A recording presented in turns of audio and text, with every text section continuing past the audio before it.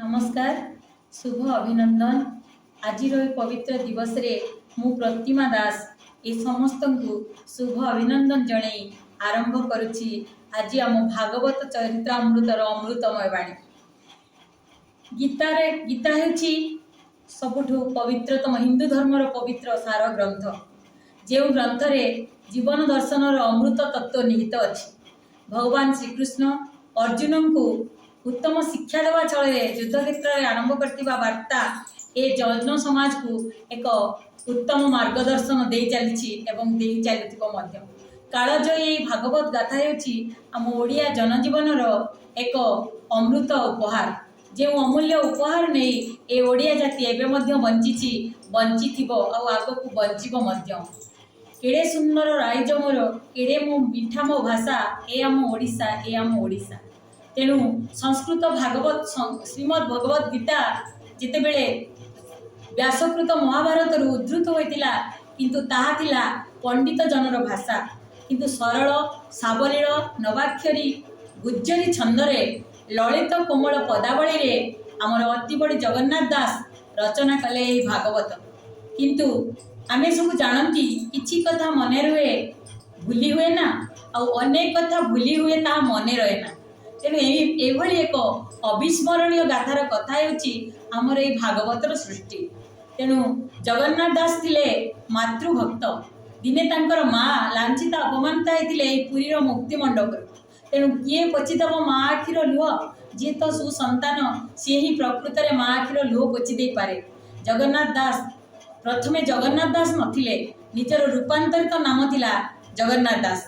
तेणु पुरीर कपिलेश्वरपुर ग्राम रे जन्म नहीं मध्य पुरी श्रीमंदिर निकटरे रही मध्य तांको माँ श्रीक्षेत्र रे से अमृत भागवत गाथार वंचित होई लांछित अपमानित भावे मुहमाड़ी जेते बेले घर उमुरी घरे लुह जरौतिले कांदी कांदी की सोई रही माँ को डाकी डाकी जाई माँ को पाद दर्शन करते माँ को पाद स्पर्श करी निजक विनय हो जनाई माँ तापर तांकर दुख कहवा परे माँ को पाद छुई प्रतिज्ञा करते माँ मु जदि तुमर उपयुक्त पुओ तेबे तुम अपमान को मु सुधारी आनिबी तुमको सुनाम रे ही मु उपस्थापित करेबी।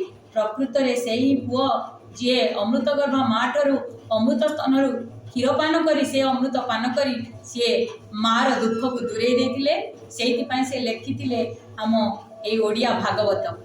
यह संस्कृत भागवतर आक्षरिक अनुवाद नुहे एथिरे अनेक ओडिशा जनजीवन मौलिक तत्व निहित अछि। ओडिशा जनजीवन सरल ग्रामबहुल जीवन एक नीतिशील मार्मिक तत्व एथिरे निहित अछि जो कि भगवानंकर अनुगामी उपयुक्त मनीषटीए हवाक पड़ी था। सृष्टिर श्रेष्ठ जीव मनीष विधातांकर अमूल्य वरदान अमृत अनुपम सृष्टि। तेणु मनीष निज माने कर्तव्य रे भल काम कले प्रभु को खुशी हुंती प्रभुंर आशीर्वाद तांको ऊपर चरी पड़े।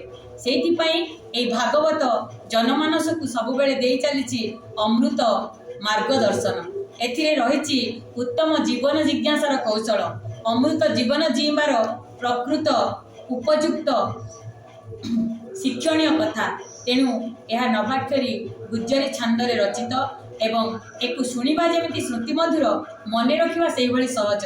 एभली एक धीशक्ति संपन्न पांडित्यर पुअटीए जन्म करथिले सेही माटी जहाँकि समस्त मन को छुई जाइछि सेही भागवत महाकाव्य। नवाक्षरी छांदरे रचित गुज्जरी छांद प्रति धाड़ीर अक्षर संख्या 9। किए आज से महामनीषी जन्म नब जे प्रति धाड़ीर अक्षर संख्या 9टी लेखि 9 धाड़ी विशिष्ट पादरे तैयारी करिवो भागवत पद जहाँ समग्र जनमानस को छुईदेव। गोटे प्राणर हृदय निर्यास कोटि कोटि प्राण को छुई जाइछि ता होछि हमर अमृत ग्रंथ भागवत। तेणु आमे समस्ते ए भाव ज्ञान तत्वमयर अमृत पान करी आज प्रभुंक निकटरे मिसी जिबा हजी जिबा मजी जिबा। मिसी जाए जथा प्रभाती तारार विकिरणे मिसी जाए तथा जीवात्मा विश्व आत्मा चरणे। आमे समस्तंकर ए जीवात्मा आमे परमात्मा चरण तले लीन होइजिबा। आमे समस्ते अमृत सागर बिंदु नभे मुत अमृत सागर बिंदु नभे उठिथिली तेजी सिंधु पथे सुखी गले पाप तापरे होई शिशिर खसी भी तापरे अमृतर भय अमृतर जय अमृतर मय गति करी मुए कृपारे गति करी प्रभु तुम कृपारे। तेणु आमे मनीष ये अमृत सागर बिंदुटीए तेणु आमे ए बिंदु मध्य अमृतर सिंधुर संधान दबा आमर जन्म जीवन सबकिछि जनकल्याण दिगरे हेउ प्रभु देइथिबा आमर मुख आम तुंडर भाषा आम कानर श्रुति गाथा आम आखिर दिव्य दर्शन दृष्टि आम हाथर शुभ कर्म आम पादर शुभ गमन सबकिछि मंगलमय हेउ परम कारुणिक आड़क अग्रसर हेउ ए जन कल्याण हेउ ए जनमानस रे सब बेले अलिभा होई रही थाउ एबे ए देह ही हेउ प्रभुकर अंश विशेष ए जीवात्मा परमात्मांकर अंश संभूत हेउ तेणु ए देह भगवान दान रे आसीथिबा धरा को समस्तंकर कल्याण करी सार्थक और शुभंकर हेउ मु समस्तंको ए शुभ कामना जणाई निजर मनीष जीवन को सार्थक एवं सार करिवा पाई निजर कर्म को महार्घ्य करने को आह्वान जनाऊँगी एवं आम समस्ते से पथर अग्रसर होगा